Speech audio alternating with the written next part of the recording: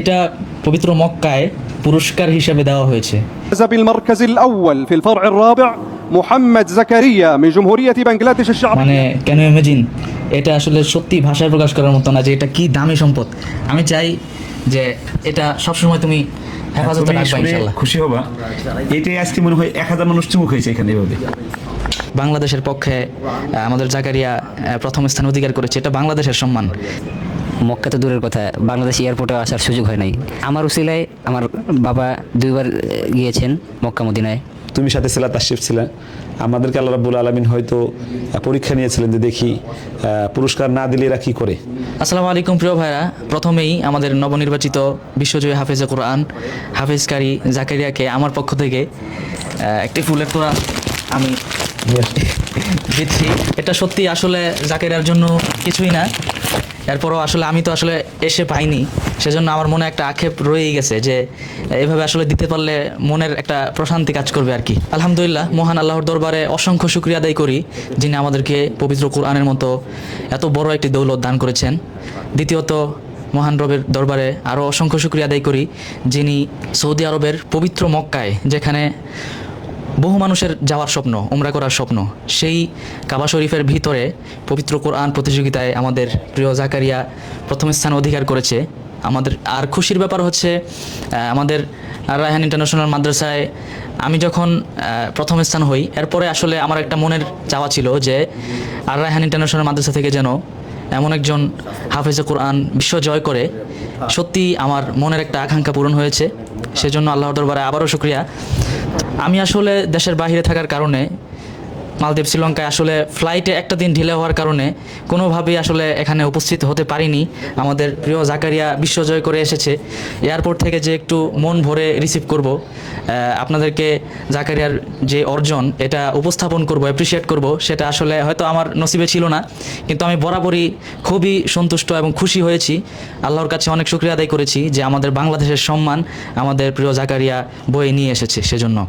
আর আমি বাজানকে তো মালদ্বীপ থাকা অবস্থায় বাজান খুব খুশি ছিল এবং আল্লাহর কাছে দোয়া করছিল যেন জাকারিয়া যেন বিশ্ব জয় করতে পারে, প্রথম স্থান অধিকার করতে পারে। আমি সেই কনফিডেন্স দেখেছিলাম, তো আমিও দোয়া করেছিলাম। আর বাজান মানে অলওয়েজ এটা নিয়ে খুব ভেবেছেন, খুব পরিশ্রম করেছেন। এটা সত্যি আমার কাছে যেমন দৃশ্যমান, সেখানেও যারা ছিল কোরআনের পাখিরা সবার কাছেই এই বিষয়টা দৃশ্যমান ছিল। তো আমি মানে আমাদের সম্মানিত বাজানের কাছ থেকে একটু মানে জানতে যাচ্ছি আর কি, জাকারিয়ার কাছে একটু পরে আসি। আপনি তো মানে মন ভরে দোয়া করেছেন, সবসময় চেয়েছেন যেন জাকারিয়া প্রথম স্থান অধিকার করে। যখন আমি রেজাল্ট হয় তখন রেজাল্ট দেখছিলাম আর মনে মনে ভাবছিলাম যে এই বুঝি প্রথম স্থান অধিকার করে ফেললো। তো সত্যি মানে শেষে যখন বললো যে মানে জাকারিয়ার নামটা যখন উচ্চারণ করলো, সত্যি মানে আমি লাফ দিয়ে উঠলাম যে জাকারিয়া জমহুরিয়ত মিন বাংলাদেশ। এটা তো সত্যি মানে এই যে আরবিতে এভাবে বলা যে একটা অনুভূতি, এই অনুভূতিটা আসলে আমি আমার মধ্যে কী পরিমাণ যে ভালো লাগার সেটা আমি নিজেও জানি, আর জাকারিয়া তো অনুভব করেছেই। এটা জাকারিয়ার কাছ থেকে শুনবো, বাজানের কাছ থেকে একটু জানতে চাই যে কেমন লেগেছিল তখন। আমি আসলে সবচেয়ে বেশি মিস করছিলাম তোমাকে, কারণ এর আগের বছর আমরা আব্দুল্লাহ মারুফকে নিয়ে এই প্রতিযোগিতায় গিয়েছিলাম, তুমি সাথে ছিলা, তাশরিফ ছিলা। আমাদেরকে আল্লাহ রাব্বুল আলামিন হয়তো পরীক্ষা নিয়েছিলেন যে দেখি পুরস্কার না দিলে এরা কী করে। তো আমরা চূড়ান্ত ধৈর্য ধরেছিলাম। এরপরে এবছর গেছি, আমি ইচ্ছা করেই তোমাকে নেই, কারণ তুমি গেলে অনেক ভিডিও এমনি হয়ে যায়, কিছু মানুষ এটাকে একটু অন্যভাবে দেখে। তো এই জন্য এবার আমরা একটু ঢাকা থাকার চেষ্টা করেছি। আল্লাহর শুকরিয়া যে তোমার পরে বিশ্বজয়ের মুকুট আমাদের জাকারিয়া আর রায়হানের পক্ষে নিয়ে আসছে। এটা আসলে তুমি এয়ারপোর্টে যদি আসতে পারতা, তুমি তো আসলে ফ্লাইটের শিডিউলে এসে পড়ে গেলাম। তুমি থাকলে মানে আমরা আমাদের আনন্দটা একদম পুরো মাত্রায় 100তে 100 হতো। এই একটা জায়গায় গ্যাপ ছিল, তুমি ছিলে না। তা আমরা সবাই এমনি দর্শকরাও মিস করতেছিল তোমাকে।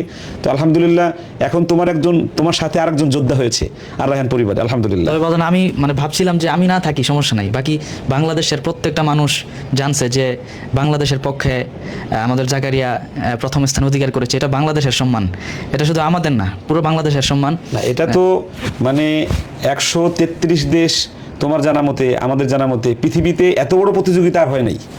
এই বড় প্রতিযোগিতায় হারামের মধ্যে, মক্কাতুল মুকাররমার একদম হারামের মধ্যে প্রতিযোগিতায় 1 নম্বর হওয়াটা, এটা প্রত্যেকটা মুমিন হৃদয়ের শ্রেষ্ঠ চাওয়া। তো সেই শ্রেষ্ঠ চাই আমার তো তোমার নিয়ে বলতাম না আমরা 2015 সাল থেকে যে তোমার নিয়ে একটু বাইতুল্লাহ প্রতিযোগিতায় যাব, আমি সবসময় বলতাম আমরা চেষ্টা করছি। রায়হানকে নিয়ে আমি 2015 সাল থেকে নিয়ে 2025 সাল পর্যন্ত একাধারে এই প্রতিযোগিতা আমরা করেছি। 5 থেকে 7 বার 2 নম্বর বানাইছে রায়হানকে, কোনোদিন এই জায়গায় আমরা চান্স পাই নাই। এটা রায়হানের জীবনের সবচেয়ে বড় দুঃখের জায়গা যে ইসলামিক ফাউন্ডেশন থেকে এই জায়গায় সে নির্বাচিত হয় নাই। কিন্তু আলহামদুলিল্লাহ রায়হানের পরে রায়হানের দোয়ায় আমাদের সকলের প্রচেষ্টায় নুরুদ্দিন জাকারিয়া টিকেছে, শুধু টেকে নাই, সে যে একদম সর্বোচ্চ যে সম্মান সেটাই নিয়ে আসছে আলহামদুলিল্লাহ। আলহামদুলিল্লাহ। জাকারিয়ার কাছ থেকে একটু মানে অনুভূতিটা জানতে চাই যে তুমি তো এই পৃথিবীর বুকে সবচেয়ে সম্মানীয় স্থান পবিত্র মক্কা শরীফে, হেরেম শরীফের ভিতরে আসলে মানুষ শুধু কাবা শরীফটা দেখার জন্য চোখের পানি ফেলে দিনরাত কাঁদে যে আমি একটু সৌদি আরবে যাব, মক্কায় যাব, একটু আল্লাহর ঘরটা দেখব। সেই হেরেম শরীফের ভিতরেই প্রথম স্থান অধিকার করাটা, এটা মানে কিভাবে আমি এটা আসলে বলবো, ভাষায় প্রকাশ করা তো সম্ভবই না। তো তোমার কাছ থেকে একটু অনুভূতিটা জানতে চাই যে আসলে কিভাবে ভাষায় প্রকাশ করবো এটা। এখানে হারাম শরীফের ভিতরে প্রত্যেকটা মুমিন মুসলমানেরই চাওয়া পাওয়া থাকে যে একটু বাইতুল্লাহ সচক্ষে দেখবে, একটু নবীজির রোজা শরীফ, রোজা মুবারক একটু দেখে আসবেন। শুধু দেখা যায় অনেকের 80-90 বছরের জীবনেও সুযোগ হয় না। বিশেষ করে আমার বাবার কথাই বলি, আমার বাবা 50 বছরে একবার, মক্কা তো দূরের কথা, বাংলাদেশ এয়ারপোর্টে আসার সুযোগ হয় নাই। তো আমার উসিলায় আমার বাবা 2 বার গিয়েছেন মক্কা মদিনায়, আর আমি এই অল্প বয়সে আমি 2 বার গিয়েছি, তার ভিতরে একবার সৌদি রাষ্ট্রীয় মেহমান হিসেবে এই প্রতিযোগিতার জন্য যাওয়া, তারপরে সেখানে গিয়ে আবার সর্বোচ্চ রেজাল্ট নিয়ে আসা, এটা কোনোভাবেই ভাষায় প্রকাশ করা সম্ভব না। তো এখানে সকলেরই প্রচেষ্টা ছিল। তারপরে বিশেষ করে উস্তাদজির কথা তো এখানে বলে শেষ করা, এখানে চিন্তা করার মতো না। উস্তাদজি যেই কষ্ট করেছেন এটা কারো পক্ষেই সম্ভব না এরকম কষ্ট করা। তো সকলের দোয়া কামনা করি আল্লাহ তাআলা যাতে আমাকে যেই পুরস্কার দান করেছেন যাতে আল্লাহ আরও বড় পুরস্কার দান করেন ইনশাল্লাহ। আমিও দোয়া করি, আর যারা দেখছে সবাই দোয়া করবে ইনশাল্লাহ। আসলে কি দেখতে পারি ওই প্রাইসটা? যে আমি তো ওরকমভাবে দেখিনি, আসার পরে মানে তুমি যে কি নিয়ে আসলা এটা একটু দেখা উচিত মনে করতেছি আর কি। আমি খুলবো? আপনি খুলবেন ইনশাল্লাহ। একসাথেই খুলি। মাশাআল্লাহ, এটা তো অনেক ভারী। মনে হচ্ছে আমাকে দিতেছে কেউ। জাকারিয়ার পক্ষ থেকে আর আমার পক্ষ থেকে তোমাকে এটা দেয়া হলো। মানে এটা পবিত্র মক্কায় পুরস্কার হিসেবে দেওয়া হয়েছে। মানে কেন ইমাজিন, এটা আসলে সত্যি ভাষায় প্রকাশ করার মতো না যে এটা কি দামি সম্পদ। আমি চাই যে এটা সবসময় তুমি হেফাজতে রাখবা ইনশাআল্লাহ। খুশি হবা, এইটাই আজকে মনে হয় 1000 মানুষ চুমুক হয়েছে এখানে এভাবে, মানে এটা ওই বাইতুল্লাহর গিলাফের মতো তো 1000 মানুষ চুমুক হয়েছে আজকে। বাজানের প্রচেষ্টা অব্যাহত ছিল সব সময়। তারপরে নুরুদ্দিন জাকারিয়া এবার যে পুরস্কার নিয়ে এসেছে, আশা করি ইনশাল্লাহ সামনে আরও অনেক বড় বড় অর্জন হাফেজ জাকারিয়ার মাধ্যমে আসবে ইনশাল্লাহ। তোমাদের দুইজনের কাছ থেকে দুটি জিনিস চাচ্ছি।